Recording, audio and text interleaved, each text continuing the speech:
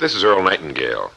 The purpose of this recording is to tell you about and try to condense one of the most amazing books ever written, Think and Grow Rich by Napoleon Hill. Without question, this single book has had a greater influence on the lives, accomplishments, and fortunes of more individuals than any other work of its kind. All over the free world, there are literally thousands of successful men in all lines of work who are where they are today because they once picked up and bought a copy of Think and Grow Rich, and they'll be quick to tell you so. I first discovered this remarkable book in the fall of 1949. It was of enormous help to me. It helped me decide once and for all how I was to accomplish my goal. It unified my thinking and gave me a straight, clear road to the point I had decided to reach. One of my closest friends found the book several years ago and stayed home for 3 days reading and digesting its material, and he then went on to reach the top in his industry. I've sat in richly paneled, carpeted executive offices and listened to world-famous business leaders, some of them old enough to be my father, tell me that everything worked out fine after they had read Think and Grow Rich. Now, what's the secret of this amazing book? Why has this book, out of all the thousands of self-help books, remained the one towering giant? I think to understand this, you have to know Napoleon Hill as I do. He certainly was not the first man to be appalled at the poverty and seemingly endless struggle and lack of direction he saw about him as a boy and as a young man, nor was he the first to write on the subject. But he possessed two unique, highly developed abilities seldom found in one man. The first was in the manner in which he approached his subject. Napoleon Hill went after the answers to achievement in the same way a scientist seeks to open to the light of reason a secret of nature. He went after the solution to accomplishment in the same way Thomas Edison discovered the solution to the electric light, relentlessly, indefatigably, implacably, until the truth, which had been there all the time, was revealed to him. His second important ability was the knack or skill of writing about his findings in such a way that it was instantly understood intellectually, but what is perhaps even more important for this particular subject, understood emotionally as well. When the last page of Think and Grow Rich was read, the hand which put the book down on the table was a different hand. The man who then stood and walked out into the world was a changed man. The suffocating, entangling webs of self-imposed frustration and indirection had fallen away, and now the way was clear. The man was now the possessor of the unique, unseen talent for turning dreams into reality, thoughts into things. So-called fate or the idle effects of exterior circumstances were no longer in command. He who had been a passenger was now, suddenly, the captain. To begin, we have to understand the simple truth, the principle or philosophy which lies as the supporting structure of this work. Unless whatever it is you build is based on truth, you will end with the entire structure fallen and scattered about you like the armor of Homer's ancient warriors. It simply cannot stand. It cannot withstand the test of time. The reason Think and Grow Rich has withstood the test of time is because it rests on the broad, clean foundation upon which may also be found every accomplishment of man, the clear, unchallengeable fact that everything begins with an idea. A philosophy based on the fact that riches of every kind begin with the state of mind, that one may start with nothing but thoughts, ideas, and organized plans. Thoughts are things, incredibly powerful things, when mixed with definiteness of purpose, persistence, and a burning desire for their translation into material objects or riches, riches being whatever it is you happen to want. Wise men have been saying this for centuries, and just recently Charles A. Cerami wrote, "The truth is that the human mind is as real an organism as any muscle in the body, but far greater in potential power, and, like muscle fiber, it can be strengthened to lead on to unimagined conquests." So this, then, is the truth on which Think and Grow Rich is based. If you know what you want, and if you want it strongly enough to muster the kind of persistence that simply cannot be stopped, you will most certainly achieve it.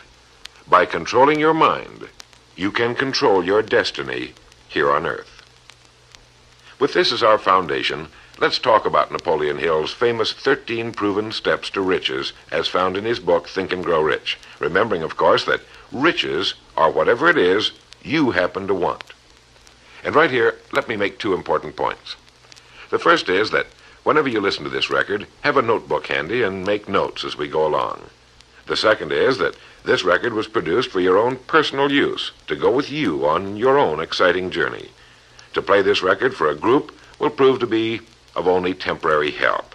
Make sure you have your own personal copy to play again and again, particularly at those times when you may feel yourself getting off the track. And now, Napoleon Hill's famous 13 Principles. You will notice that we have separated each principle by banding them on the record. In this way, you're given quick access to any particular principle to which you may wish to return for reference. The first principle, desire. Here is the starting point for all achievement, the first step toward riches. But it's right here that we so often run into a stumbling block. A person will say, I know what I desire, but can I get it? We'll get into this business of doubt later, but once and for all, let's clear up this point. This point of whether or not you can accomplish that which you desire with all your heart. I think it was best expressed by Emerson, who wrote, "There is nothing capricious in nature, and the implanting of a desire indicates that its gratification is in the constitution of the creature that feels it." In other words, you would not have the desire unless you were capable of its achievement.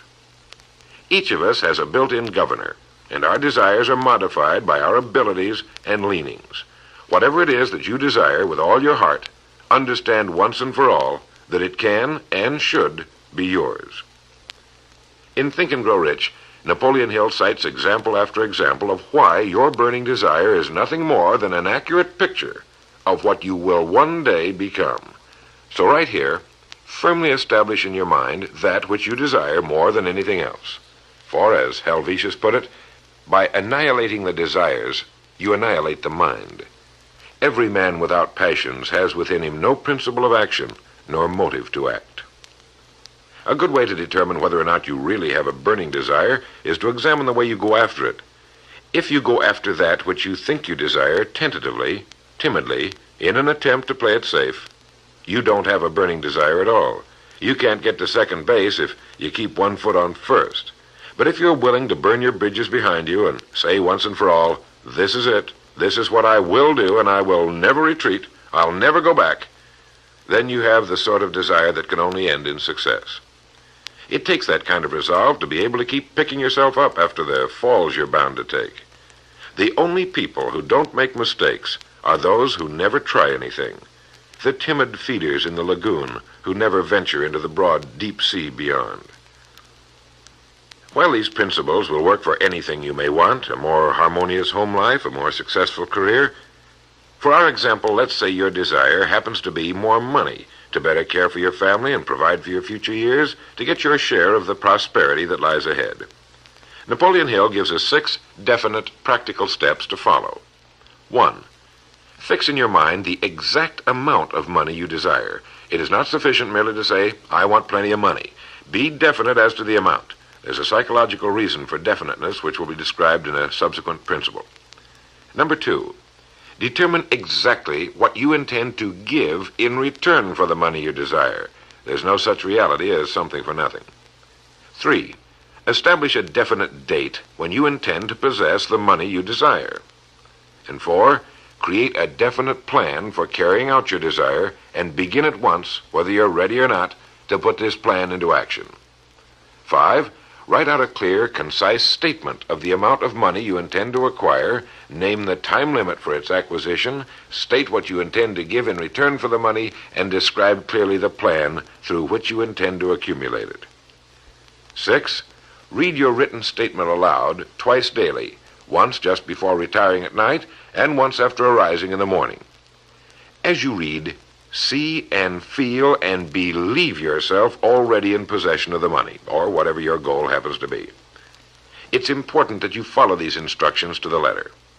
Play this part of the record over until you have it down to your satisfaction, for this is by far the most important of the 13 principles, and this chapter of the book ends with these words.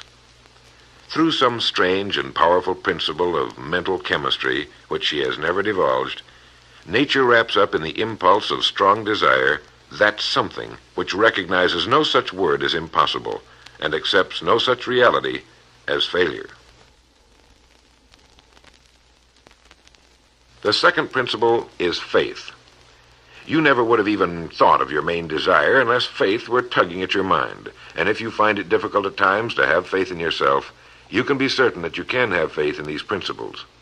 Napoleon Hill writes, "Faith is a state of mind which may be induced or created by affirmation or repeated instructions to the subconscious mind through the principle of conscious autosuggestion." Conscious autosuggestion simply means a suggestion by yourself to yourself, just as an autobiography is a biography written by the person it's about. By getting a mental image of yourself already having accomplished your main desire over and over again, you will muster the faith you need. Faith is vital to accomplishment. The Emperor Napoleon once said, "All the scholastic scaffolding falls as a ruined edifice before one single word, faith." Pascal said, "Faith affirms many things respecting which the senses are silent, but nothing which they deny. It is superior to their testimony, but never opposed to it." Goethe said, "Epochs of faith are epochs of fruitfulness, but epochs of unbelief, however glittering, are barren of all permanent good." And as Schlegel put it, "In actual life, every great enterprise begins with and takes its first forward step in faith." Have faith that you can accomplish that which you seek, for you would never have decided upon it unless it was meant for you to accomplish. In his chapter on faith, Napoleon Hill gives us a self-confidence formula. First, I know that I have the ability to achieve the object of my definite purpose in life, therefore I demand of myself persistent, continuous action toward its attainment, and I here and now promise to render such action. Second, I realize the dominant thoughts of my mind will eventually reproduce themselves in outward physical action and gradually transform themselves into physical reality. Therefore, I will concentrate my thoughts for 30 minutes daily upon the task of thinking of the person I intend to become, thereby creating in my mind a clear mental picture of that person. Third, I know through the principle of autosuggestion any desire that I persistently hold in my mind will eventually seek expression through some practical means of attaining the object back of it. Therefore, I will devote 10 minutes daily to demanding of myself the development of self-confidence.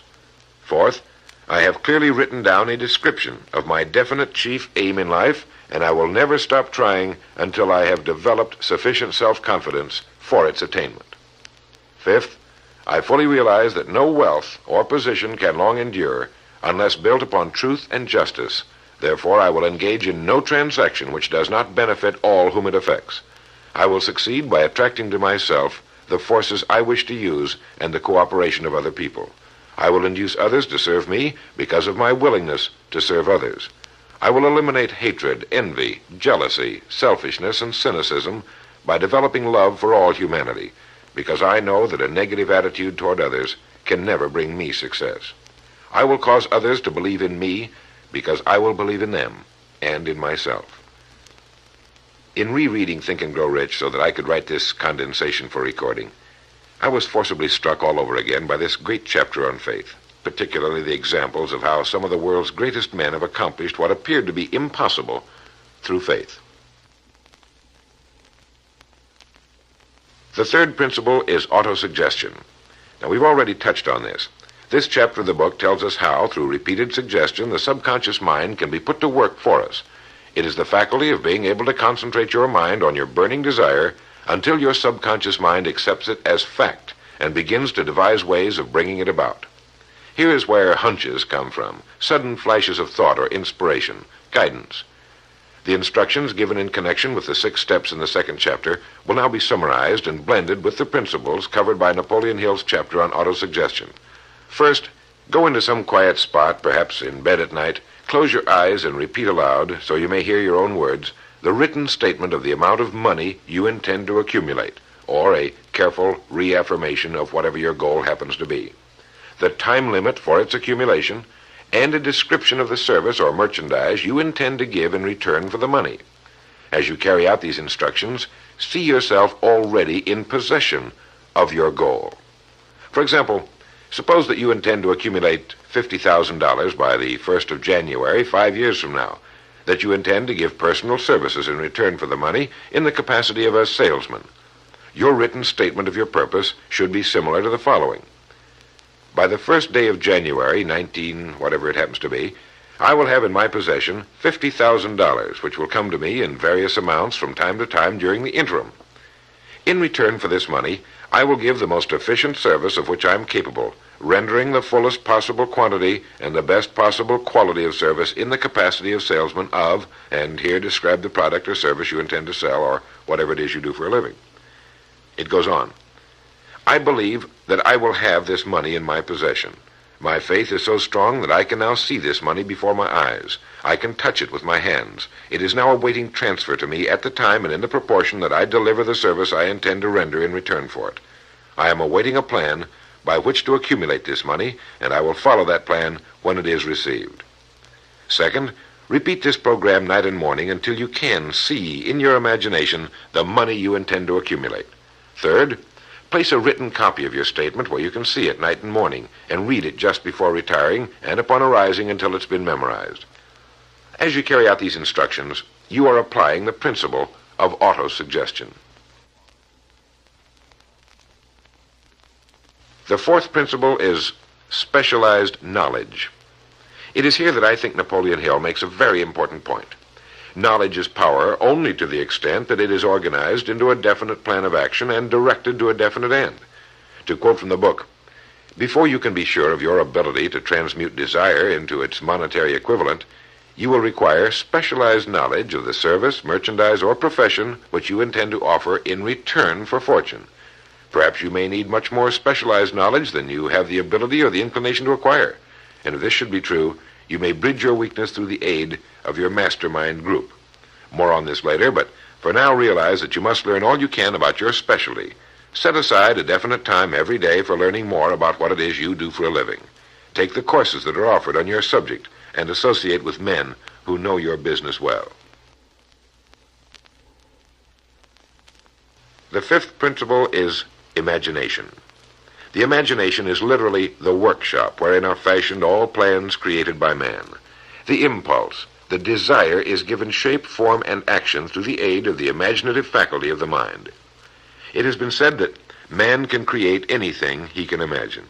As Napoleon Hill says and teaches, whatever the mind of man can conceive and believe, it can achieve. Man's only limitation within reason lies in his development and use of his imagination and subsequent motivation to action. The great leaders of business, industry, finance, and the great artists, musicians, poets, and writers became great because they developed the power of self-motivation.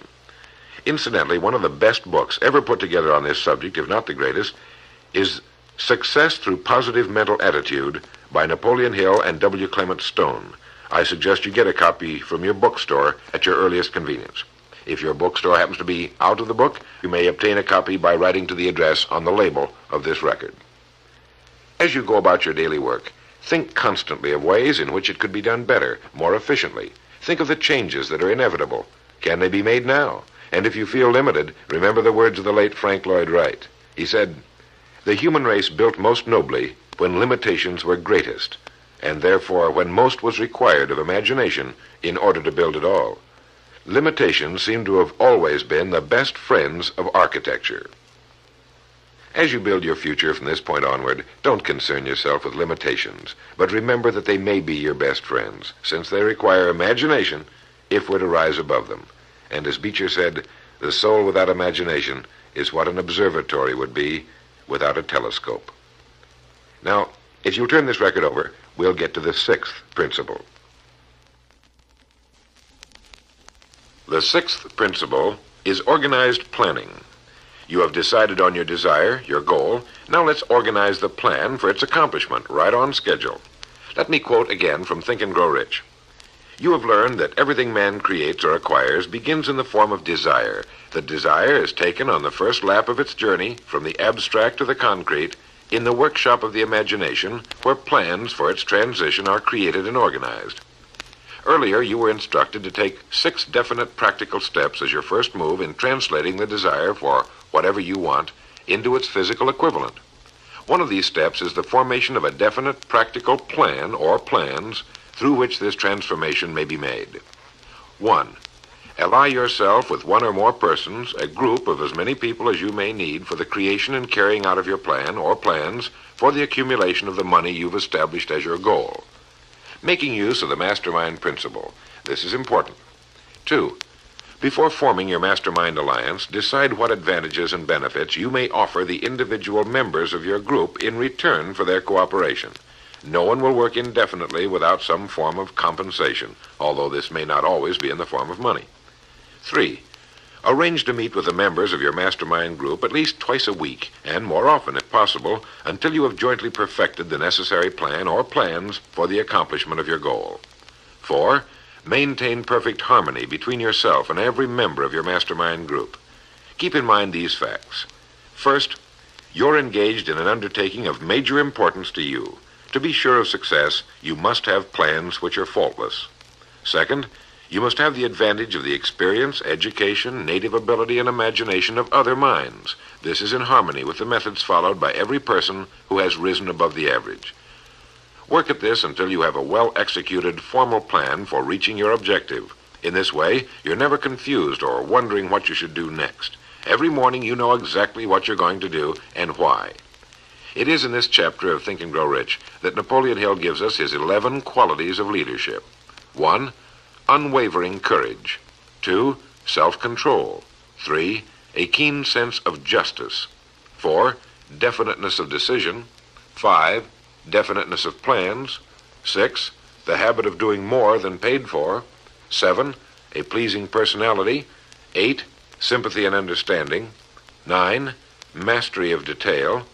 10. Willingness to assume full responsibility. And 11. Cooperation. The chapter on organized planning is one of the largest and most important in the book. It goes without saying that a man without a plan to follow is like a ship without a course. No place to go, with disaster a probability. The 7th principle, decision. The mastery of procrastination. To quote, accurate analysis of over 25,000 men and women who had experienced failure disclosed the fact that lack of decision was near the head of the list of the 30 major causes of failure. This is no mere statement of a theory, it is a fact. Procrastination, the opposite of decision, is a common enemy which every man must conquer. Analysis of several hundred people who had accumulated fortunes well beyond the $1 million mark disclosed the fact that every one of them had the habit of reaching decisions promptly and of changing these decisions slowly if and when they were changed. People who fail to accumulate money, without exception, have the habit of reaching decisions, if at all, very slowly, and of changing these decisions quickly and often. A definite objective makes reaching prompt decisions that much easier. Napoleon Hill gives many examples, one of which is the case of Henry Ford. One of Henry Ford's most outstanding qualities was his habit of reaching decisions quickly and definitely and changing them slowly. This quality was so pronounced in the late Mr. Ford that it earned for him the reputation of being obstinate. It was this quality which prompted Mr. Ford to continue to manufacture his famous Model T, the world's ugliest, but for the time, most practical car, when all of his advisors and many of the purchasers of the car were urging him to change it. Perhaps he delayed too long in making the change, but the other side of the story is that his firmness of decision yielded a huge fortune before the change in model became necessary, and the company is certainly none the worse for it today. When you make up your mind, stay with it. The majority of people who fail to make the grade are generally easily influenced by the opinions of others, easily swayed. They permit the newspapers and the gossiping neighbors to do their thinking for them. Opinions are the cheapest commodities on earth. Keep your own counsel when you begin to put into practice the principles we're describing here. By reaching your own decisions and following them, take no one into your confidence except the members of your mastermind group, and be very careful in your selection of this group, that you choose only those who will be in complete sympathy and harmony with your purpose. Close friends and relatives, while not meaning to do so, often handicap one through opinions and sometimes through ridicule. Thousands of men and women carry inferiority complexes with them all through life, because some well-meaning but ignorant person destroyed their confidence through opinions or ridicule. If a decision is worth anything at all, it's worth sticking to until it's been completely worked. The 8th principle, persistence. Napoleon Hill defines persistence as the power of will. Willpower and desire, when properly combined, make an irresistible pair. Persistence to an individual is what carbon is to steel. In uncounted thousands of cases, persistence has stood as the difference between success and failure. It is this quality more than any other that keeps the majority from great accomplishment. They'll try a thing, but as soon as the going gets tough, they fold. Experience with thousands of people has proved that lack of persistence is a weakness common to the majority of men. It is a weakness which may be overcome by effort. If you're to accomplish the desire you've set for yourself, you must form the habit of persistence. Things will get dark. It will seem as though there's no longer any reason to continue. Everything in you will tell you to give up, to quit trying. And it's right here that the men are separated from the boys. It's right here that if you'll go that extra mile and keep going, that the skies will clear, and you'll begin to see the first signs of the abundance that is to be yours because you had the courage to persist. With persistence will come success. Persistence is a state of mind. Therefore, it can be cultivated. Like all states of mind, persistence is based upon definite causes, among them these. 1, definiteness of purpose, knowing what you want. 2, desire. 3, self-reliance. 4, definiteness of plans. 5, accurate knowledge, knowing that your plan is sound. 6, cooperation. Sympathy, understanding, and harmonious cooperation with others tend to develop persistence. 7, willpower. 8, habit. Persistence is the direct result of habit. The 9th principle, power of the mastermind. It is in this section that Napoleon Hill describes the importance of forming a group of individuals sympathetic to your desire. They may be individuals with similar plans. A mastermind group can be made up of 2 or more individuals.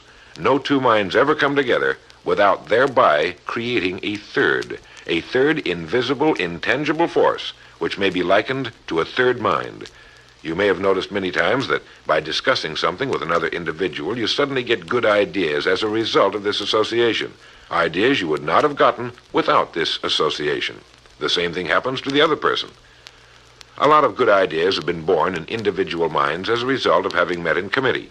Associating with your mastermind group is not meant as a means of letting others do your thinking for you. Far from it. It is to stimulate your own thinking through the association with other minds. No one knows everything. The more sympathetic minds you get together, and by sympathetic I mean working for a common purpose, the more related information is going to be available, and great ideas are a combination of related information. So pick the member or members of your mastermind group with care. Make sure they're people you respect and who are hard-working and conscientious. You'll have a lot of fun, and you'll all reach your goals just that much sooner.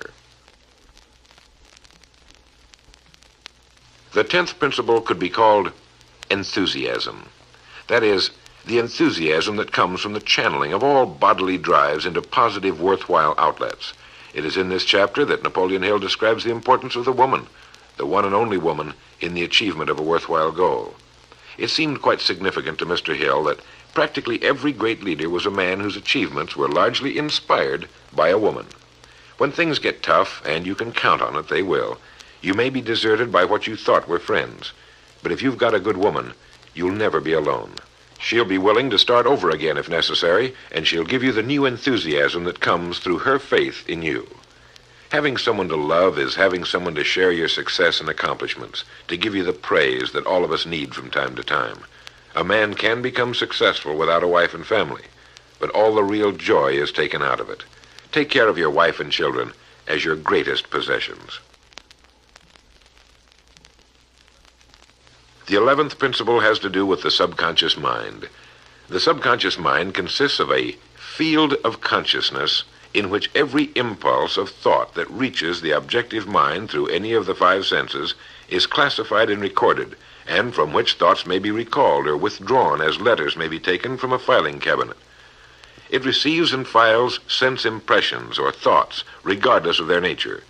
You may voluntarily plant in your subconscious mind any plan, thought, or purpose which you desire to translate into its physical or monetary equivalent. The subconscious acts first on the dominating desires which have been mixed with emotional feeling, such as faith. Your subconscious mind works night and day. Through a method of procedure unknown to man, the subconscious mind draws upon the forces of infinite intelligence for the power with which it voluntarily transmutes one's desires into their physical equivalent, making use always of the most practical media by which this end may be accomplished. You cannot entirely control your subconscious mind, but you can voluntarily hand over to it any plan, desire, or purpose which you wish transformed into concrete form. No one knows very much about what we call the subconscious or unconscious mind. We do know that it is incalculably powerful and can solve our problems if we go about using it the right way. And the best way is to hold in your conscious mind as often as possible a clear picture of yourself already having accomplished your goal. You know what you want, define it clearly, and then project it on the motion picture screen of your mind. Hold it. See yourself doing the things and having the things you'll have when your objective will have been reached. Do this as often as possible as you go about your daily work, and particularly at night, just before you go to sleep, and the first thing upon arising. As you do this, your subconscious will begin to lead you in the most logical ways toward your objective. Don't fight it. Follow your sudden hunches, the ideas that come into your mind, knowing that it's your subconscious trying to get through to your conscious mind. If you'll keep at this, you'll be amazed and delighted by the wonderful ideas that just seem to come from nowhere. In the next principle, we'll talk some more about this sixth sense that seems to control the lives of the great men and women, but it comes from a systematic triggering of the subconscious mind. The lives of the great men and women, which seem miraculous to the average person, are nothing more than the fulfillment of their burning desires through the power of their subconscious minds. Time means nothing to your subconscious. A man could work steadily at his job for 40 years and not accomplish as much as is possible in 3 or 4 years through the proper working of this principle. Your subconscious mind cannot remain idle. If you fail to plant desires in your subconscious mind, it will feed upon the thoughts which reach it as a result of your neglect. Remember that you're living daily in the midst of all manner of thought impulses which are reaching your subconscious mind without your knowledge.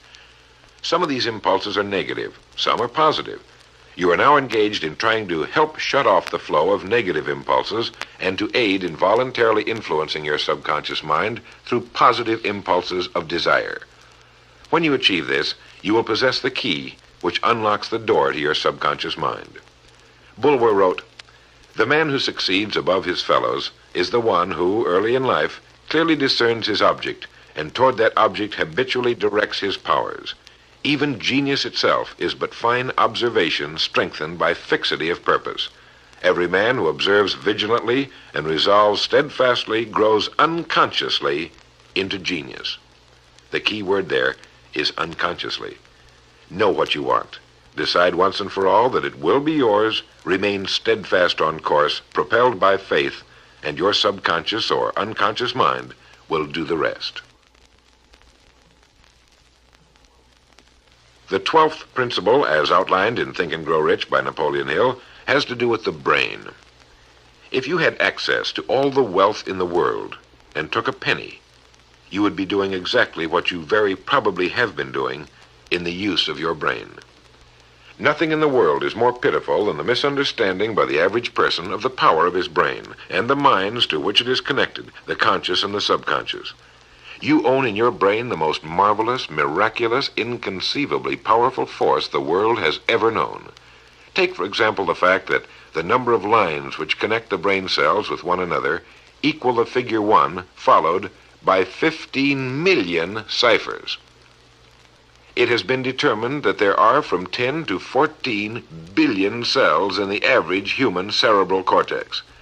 It is inconceivable that such a network of intricate machinery should be in existence for the sole purpose of carrying on the physical functions incidental to growth and maintenance of the physical body. This is the mechanism that has given us the supersonic airplane, our deep rocket probes into outer space, the sciences, the arts, all that we know and use today and will use tomorrow, have hatched from this small gray mass each of us carries around. Can you doubt, even for a moment, that it can bring you and yours everything you want here on Earth? Of course it can. If you will recognize your power as an individual and stop acting like those who have never even thought about it. Give it the job you've decided to accomplish and watch it handle it. The 13th and final principle is called the sixth sense. The sixth sense can be described as the sense through which infinite intelligence may and will communicate voluntarily without any effort from or demands by the individual. This principle is the apex of the philosophy. It can be assimilated, understood, and applied only by first mastering the other 12 principles. The sixth sense is that portion of the subconscious mind which has been referred to as the creative imagination. It has also been referred to as the receiving set, through which ideas, plans, and thoughts flash into the mind. The flashes are sometimes called hunches or inspirations. The sixth sense defies description. It cannot be described to a person who has not mastered the other principles of this philosophy, because such a person has no knowledge and no experience with which the sixth sense may be compared. The sixth sense is not something that one can take off and put on at will. Ability to use this great power comes slowly through application of the other principles we've outlined. Many individuals come into a workable knowledge of the sixth sense even before the age of 40, but more often the knowledge is not available until one is well past 50, and this for the reason that the spiritual forces with which the sixth sense is so closely related do not mature and become usable generally except through years of meditation, self-examination, and serious thought. But begin to develop it now by applying the principles we've talked about here. Remember this: man can create nothing which he does not first conceive in the form of an impulse of thought. Man's thought impulses begin immediately to translate themselves into their physical equivalent, whether those thoughts are voluntary or involuntary. Keep fear out of your mind by concentrating on the mental picture of your goal, your greatest desire. Now, I want to mention that Think and Grow Rich as a book carries more endorsements by great men who knew of its truth than any other book of its kind ever written. I'll touch on only a few. All of these great men actually endorsed Napoleon Hill's principles. Former President of the United States William Howard Taft. F.W. Woolworth wrote that he had built his great chain of stores by applying many of these principles. Robert Dollar, who built the great Dollar steamship line, wrote, "If I had had this philosophy 50 years ago, I suppose I could have accomplished all that I've done in less than half the time. I sincerely hope the world will discover and reward you." Samuel Gompers wrote that the mastery of these principles is the equivalent of an insurance policy against failure. President Woodrow Wilson. John Wanamaker, the merchant prince, wrote, "I know that your fundamentals are sound because I've been applying them in my business for more than 30 years. George Eastman, the world's largest maker of cameras, Thomas Edison, Luther Burbank, Theodore Roosevelt, E.M. Statler, John D. Rockefeller. I think you know that the endorsements of these great men could not have been bought with all the money in the world.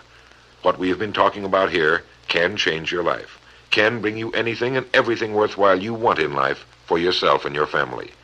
Cut yourself away from the average, from the mediocre, and chart your course on the dream in your heart. These 13 principles will never let you down, as long as you use them. And now, it is with great pleasure that I give you the author himself, Napoleon Hill. Thank you, Earl Nightingale. The message which you who are listening have just heard has brought you within 3 short steps of the supreme secret of success. The same secret which has brought happiness, peace of mind, and financial success to countless thousands of people who have read Think and Grow Rich. The same secret which has made master salesmen out of ordinary order takers. And the same secret which has brought friendship, love, and marriage to men and women who have come under the spell of the 13 principles which Earl Nightingale has just described. You desire the better things of life, or you wouldn't be listening to this record. Come with me then, and I will help you chart your course, so you may acquire whatever it is that you desire most in life by following these instructions. 1. Condition your own subconscious mind to work for you while you sleep as well as when you are awake. You can do this by playing this record to yourself every night just before you retire. Then, before you go to sleep, after hearing the record, write out a clear statement of what you wish to accomplish the following day, and request your subconscious mind to work during the night and provide you with the plan you will need to achieve your purpose. 2. Form a personal mastermind group of 2 or more people who are closely associated with you. They can be members of your family, your business, or your professional associates, or people who work where you are employed. And play this record in their presence at least once a week. After you have done this, engage in a friendly roundtable discussion of the 13 success principles, and request each person in the group to participate and to look for inspirational ideas which may help him or her to become more successful. 3. Beginning now, Follow the habit of rendering more service and better service than that which is expected of you, and do it in a pleasing, positive mental attitude. This will make friends for you, it will increase the value of your services, and it will attract opportunities by which you may get from life whatever it is that you most desire.